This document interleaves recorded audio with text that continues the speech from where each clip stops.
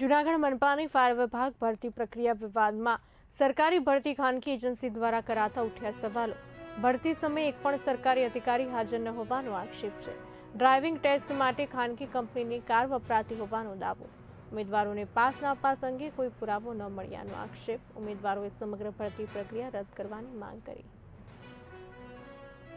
આ ફાયર વ્હીકલના ડ્રાઈવરની ભરતી છે। અમે ડ્રાઇવિંગ ટેસ્ટ આપવા માટે આવ્યા છે। ડ્રાઇવિંગ ટેસ્ટ ખરેખર ફાયર વ્હીકલથી લેવામાં આવવો જોઈએ, એની જગ્યાએ સ્વિફ્ટ કારથી લેવામાં આવે છે। જે કંઈ પ્રક્રિયામાં 4 મુદ્દા દર્શાવ્યા હતા કે 100 મીટર 20 સેકન્ડમાં પૂરું કરવાનું, રિવર્સમાં 30 સેકન્ડમાં પૂરું કરવાનું, આટલામાંથી ગાડી કાઢવાની અને રિવર્સમાં ગાડી એસમાં નાખવાની। તો એ પ્રક્રિયાથી ફાયર વ્હીકલનો સ્લેપે મારવા દીધો નથી અમને લોકોને, અને સ્વિફ્ટ ગાડીથી ડ્રાઇવિંગ। હવે અમે અત્યારે અહીંયા જુનાગઢ મહાનગરપાલિકાના ફાયરની એવી એક્ઝામ દેવા આવ્યા છીએ। હવે અમે એક્ઝામ આ ટોટલી પાસ કરી છે। અમને કોઈ વસ્તુનું અહીંથી પ્રૂફ આપ્યું જ નથી કે તમે એક્ઝામ પાસ કરી।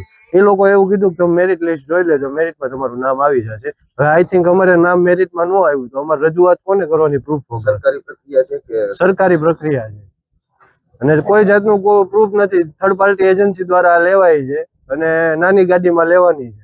આમાં કોઈ જાતનું અમને પ્રૂફ અહીંથી આપવામાં આવ્યું નથી કે તમે એક્ઝામ પાસ કરી, અને જેને નથી અહીંયા ફાવતી એ લોકો અહીંયા પાસ કરી નાખેલું। જુનાગઢથી આવું છું।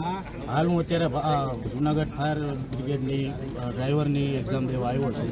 અહીંયા કોઈ અધિકારી હાજર છે નહીં, અને મોટી ગાડીમાં ટ્રાય લેવાની હોય છે, જે નાની ગાડીમાં લેવાઈ રહી છે, ને કોઈ ડ્રાઇવિંગ ટેસ્ટમાં કોઈ નિરીક્ષક કોઈ છે નહીં। કેવી પ્રકારના હેવી લાયસન્સ હોય, કયા લાયસન્સ હોય ને અહીંયા શું હલાવે છે? હાલ સિલેબસ પ્રમાણે જે પ્રક્રિયા લખી છે તેવું કાંઈ છે જ નહીં અહીંયા। અને સરકારી ભરતીમાં ઓન કેમેરા હોવા, હરેક પર કેન્ડિડેટ ઉપર ઓન કેમેરો હોવો જરૂરી છે, જે અહીંયા નથી। આ પ્રક્રિયા છે, આ ભરતી છે તે કેટલા ટાઈમની છે?